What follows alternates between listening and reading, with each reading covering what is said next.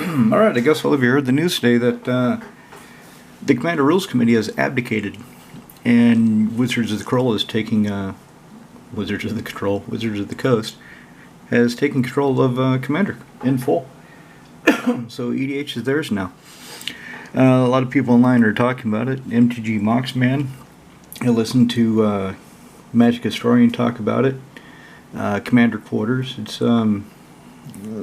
It's a big shake. So we had those 4 bans, right? Mana Crypt, Jeweled Lotus, Urdu, Mardu, Doo. I don't care about that card. I wasn't going to build that deck. And Dockside Extortionist got banned. And apparently what happened is, the internet being the internet, a lot of fuckers started going into the rules committee, started finding out who they were and giving them death. You know, the kind of shit that happens online because people are fucking anonymous and nobody can go punch them in the face, right? I know how that works. Some people online have been saying that it's all made up. It's not real. They're not really getting death threats. They're not really getting... We all know how the internet works. And we all know the kind of people that are on the internet. And I can fully believe... I'm trying to figure out how to stand up a zombie.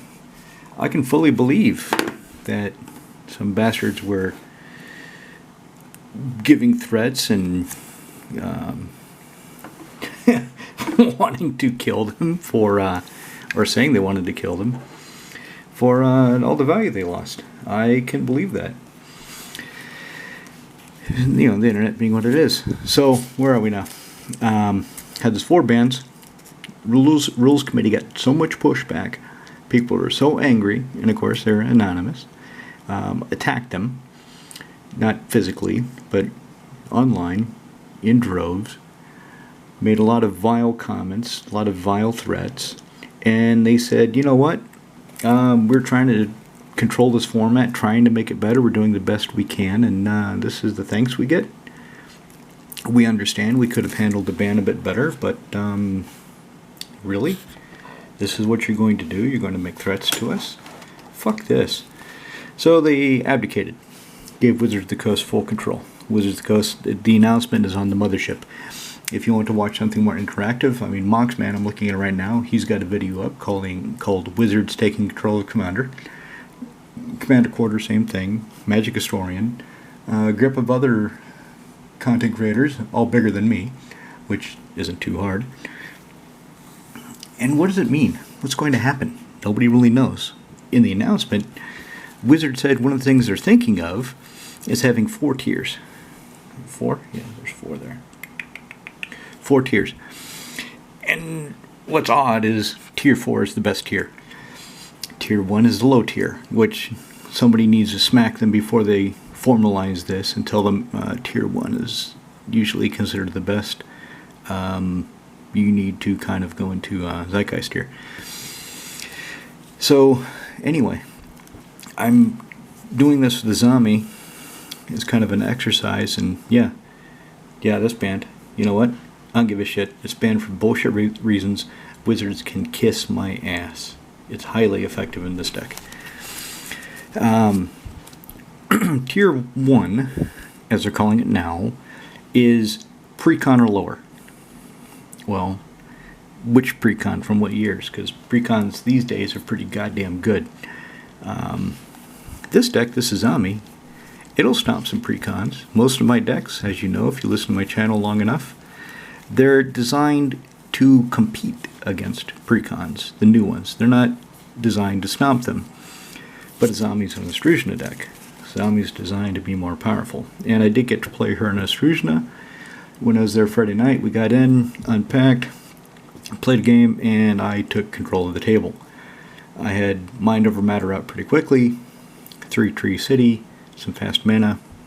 It was all over because once I did the Mind Over Matter Izami bullshit to get the Patron Wizard, nobody's getting off a spell unless I let them. That's how it works.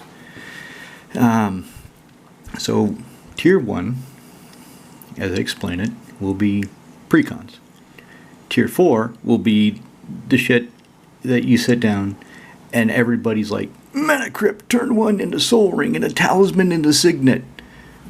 Go! Next dude. Same thing, only now I also brainstorm and draw 85,000 cards. You only got 100 cards in your deck, minus the ones you drew. I don't care. I have no Maximanza. Crazy shit. And the way that they plan to do this is they said they're going to review the ban list. And a lot of people are taking that and running with it. A lot of people review the ban list. Oh, they're going to get rid of the ban list. Oh, yeah. And the speculators are going crazy. All the ban list cards that are affordable, nobody is trying to make a run on Moxes. But Sylvan Primordial, Prophet of Kruphix, Sundering Titan, Primeval Titan, all the lower level cards people are going after like mad in speculation frenzy, which I think is going to bite them on the ass, but it's their money. They can do what they want. I do what I want with my money. Nobody can tell me otherwise except my wife. She sometimes tries to tell me what I can do with my money, but that's just the way marriage works. So anyway, what they plan to do is have a list of cards in each tier. And the example they gave is Ancient Tomb. Ancient Tomb, tier 4, which is actually tier 1. Let's be real. Because it's a higher power level. Now, what they say is if you have an Ancient Tomb in a tomb-themed deck, which is likely, which is possible. I mean, you can run a Tomb Raider deck, and you need an Ancient Tomb in there. Thematically on point, makes a whole lot of sense. And if it's the only card on the tier 4 list, on the super list that is in your deck, you can tell your mates and maybe they'll say, okay, well, the rest of your deck is kind of jank, so you're like tier 2. And go with it. So what they're trying to do is right now, I used to do it myself, review my decks for power level and try to give it a number. It's never satisfactory, it's always subjective. They're trying to have objective criteria for knowing where your deck falls in one of 4 tiers. I kind of support that. I can get behind that. That's interesting to me. Of course, being Wizards of the Coast, they're going to fuck it up somehow. I don't know how they're going to fuck it, but they will. But it will give us more of a floor, more of a common understanding. You sit down, and if everybody's honest, like let's say Tishana's Tidebinder. This is probably okay. Comes to play, counters a target activator triggered ability, and if it's a permanent, loses all abilities. What? I was just playing that card game on my phone, and guess what? I got the record. 149. Wow. Cards. Nice. Yeah. Okay. Who's she? That's Tishana's Tidebinder. She's a merfolk wizard. She's a weirdo. Well, she's a merfolk. Of course she's a weirdo. Well, yeah. That's the way it works. This is weird. They're fish people. Would you like to be a fish person? Maybe if I could live underwater, sure. That would be kind of nice. Well, sharks are down there. Bye-bye. Bye-bye. I'll just kick their ass. So anyway, without really knowing the criteria, I'm tier 2, tier 3, somewhere in the middle. Probably not tier, but maybe it is tier 1. Who knows?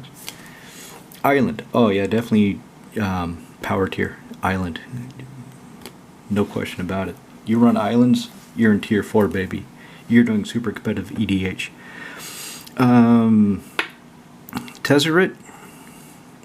He used to be really powerful, but as power creep ramps up, and this is where else I want to go with it. So I kind of like this idea of the tiers. I'm interested to see how it goes.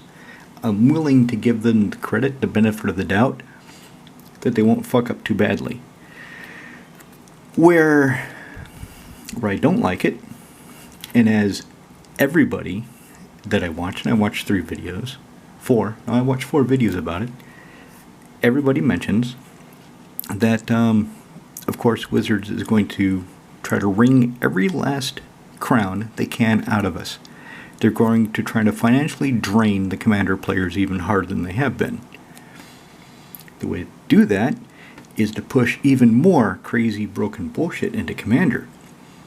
And if they get rid of the ban list, or they don't ban any cards, and this is something everybody says, everybody that I'm watching, and I bet all the content creators have gotten onto this idea. We're not going to see anything banned in Commander anymore. The ban list is frozen. Because what's going to happen is Wizards will print something. Let's say Tezzeret the Seeker gets printed, and it breaks standard. It's not as written, just using it for example. But let's say he becomes an 80-year-old chase card. You think Wizards is going to ban him in Commander? Even if everybody's clamoring for it, even if he's warping the format in the tier that he's in? Hell no. Because he's going to sell the set. Not only is he going to sell the set that he was originally printed in, he's going to sell the reprint set. So that's what they're going to do. I don't like that part. I don't like that part at all. But that's the way it is. Sword of Light and Shadow. Again, let me just find something egregious.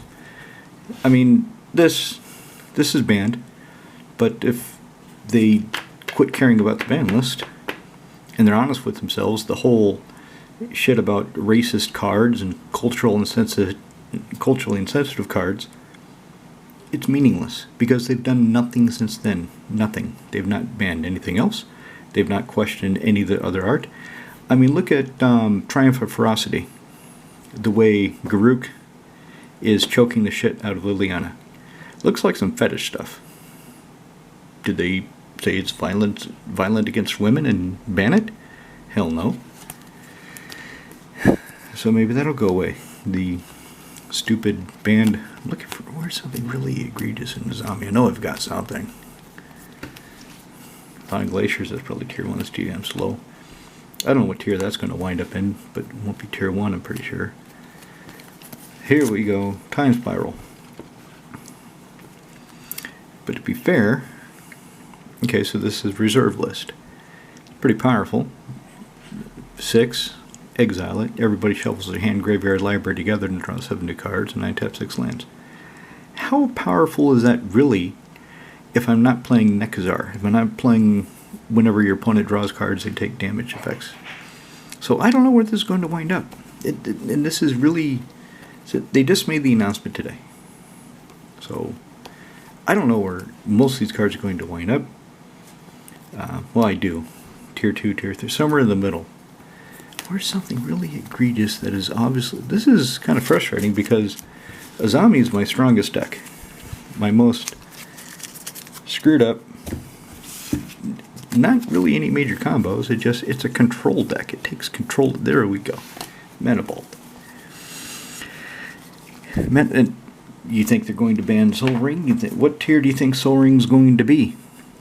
Tier 1, because it's in all the precons. They're not going to tell everybody that buys a precon that they have a card that's automatically illegal as soon as they open it. They're not going to do that. They're not going to take it out of precons now. So Sol Ring will stay a tier 1 low tier quality card in Wizards' eyes, even though all of us know it's not. Do I have anything else really egregiously powerful to show you? I mean, probably a Mana Drain.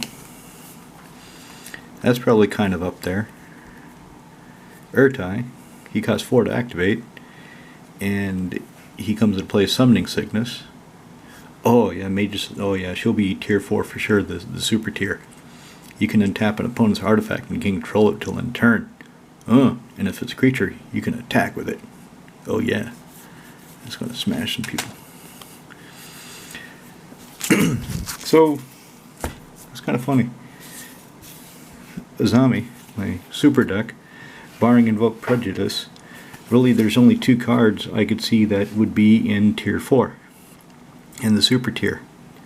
So Mana Vault, 1, tap it, and Mana Vault shot way the hell up. They banned Mana Crypt, and a lot of people started buying Mana Vault to make up for it, which is weird to me, because my thinking would be, if you have Mana Crypt, either you've been playing a long time and you have one, which means you've been playing long enough to have seen Mana Vault in print for the most part, barring the recent prints, so you should have a Mana Vault. Or if you bought a Mana Crypt for, 100 euros, 200, whatever version you bought, you probably had enough to spend the 40 euros to get a Mana Vault, including shipping, right? So the idea that everybody, this card is now being really sought after as a replacement for Mana Crypt is odd. Excuse me. But anyway, since it comes into play and gives you 3 mana right away, barring the untapped stuff, you could treat it like a Black Lotus that costs 1. You could do that. You could just leave it tapped and just take the damage every turn, because if you don't untap it, you take up 1 of damage during your upkeep. So this would probably be in the competitive EDH category, the tier 4. Mana Drain, I would imagine it to be the same counter spell, because it's so ubiquitous, and the game needs counters in order to control some of the excesses that people can attempt to indulge in. Counter spells are necessary in the game, and counter spell is, well, there you go, it's right in the name. So I imagine that'll be tier 1. They even mentioned Swords to Plowshares would be a tier 1, low tier, precon tier. So I would expect Counterspell to be the same. Mana Drain, because it gives you mana during your following turn, maybe not. So you saw me flipping through Azami. So if I have these two, and these are tier 4 super tier cards, and the rest of it is like tier 2 and 3, then what am I really playing at? Right? So I take these two out. What do I have? I still have fucking Azami in a tribal wizard shell with patron wizard with mind over matter. Maybe mind over matter would be on tier 4. But anyway, the deck is very controlling. I always have a full hand. It's fun to play, but I only play Nostruzna because those guys deserve it. Some of them deserve to play against Azami. And but in casual tables, this is not a good deck for casual tables. No. This will create a lot of fuel bads right away, because I've got a lot of crazy wizards doing crazy wizard shit. So I don't know what tier this overall would be in, and to try to police the format enough, okay, policing individual cards, saying, okay, if you have Mana Vault, tier 1, you have Mana Drain, tier 1, you have Azami, you're tier 3. I said that wrong. See, this whole tier 1, tier 4 idiocy they put in, it makes no fucking sense. Tier 1 should be the best. Tier 4, the lowest. I hope, like I said, I hope they sort that shit out, or it's going to confuse the issue even more.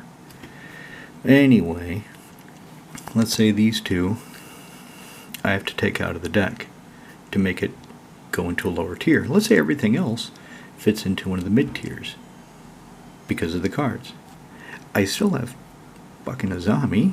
It's still a tribal wizard deck, still mono blue. It's still designed to control the game, and it's pretty damn good at it. Are they going to police that? Are they going to police Thassa's Oracle and cards that support her to instantly win the game? Or are they just going to push all that into the super tier and let people deal with it? Anyway, as they go forward and they print more broken bullshit, what tiers will the broken bullshit wind up in? That's a good question too. Because if you have a card that's incredibly popular, but starts to piss people off, and it's in one of the lower tiers, are they going to say, okay, now it's only in the super competitive tier? thereby limiting its desirability, thereby limiting its playability to people playing essentially CEDH? Are they going to do that? Or are they just going to leave it in the low tier as long as possible, let people deal with it, let people suffer with it until the set is sold out, and then bump it up?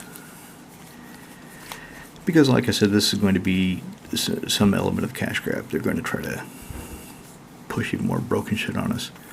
And speaking of the ban list, what if they just dump the ban list into the super tier? The whole fucking thing. The Moxes, Library, Black Lotus, Time Vault, Time Walk, everything. Scheherazade. Those will be some broken goddamn games. But some people will play them. And God help you if you sit down with those bastards and you're playing even this. This against basically Commander Vintage, Black Lotuses and Moxes and crap. No. I ain't gonna do that. Which brings me to something else I've been thinking of. I don't want to deal with the new cards anymore. I don't. I know what kind of broken... No, I don't know. I know they're going to start pumping out more broken shit. And I don't like Duskmourn. I don't like Duskmourn because I don't want to deal with goddamn rooms. I don't think Black should be able to destroy an enchantment independently. Black should only be able to deal with enchantments if it has an assisting color. If you play Mortifi, if you play Pernicious Deed, right? Every color should have its limits. They should quit muddying the color pie. They should quit goddamn doing that. Keep it... It's kind of too late to go back now, but keep it as clean as it is today, even though you can do pretty much anything with any color. Even white has a damn counterspell. Well, black has a counterspell too, Withering Boon, but it's narrow. So what I'm going to do is propose to the lads I play with, both groups, Austrasian and Prague, to cut it off. To freeze our decks at Bloomborough.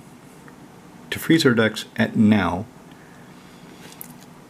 unless we know they announce they're going to play with Duskmourn or newer cards.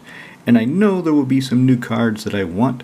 I know there's going to be some new cards that get printed that are just cool and would go, but I don't want to keep chasing them. I tried to stop myself from doing this anymore with Olivia's wedding, but building some of the newer commanders I did, looking at some of the new cards, newer cards that enabled them, I broke that pretty quickly. Within about 8 months of trying to make this pledge to myself, I started breaking it and buying cards printed after Olivia's wedding. I want to stop that. I want to freeze the games, and I don't want to have to deal with any future broken bullshit. There's enough now. Playing in Austrasia on Friday, so I played Azami. She did some broken bullshit.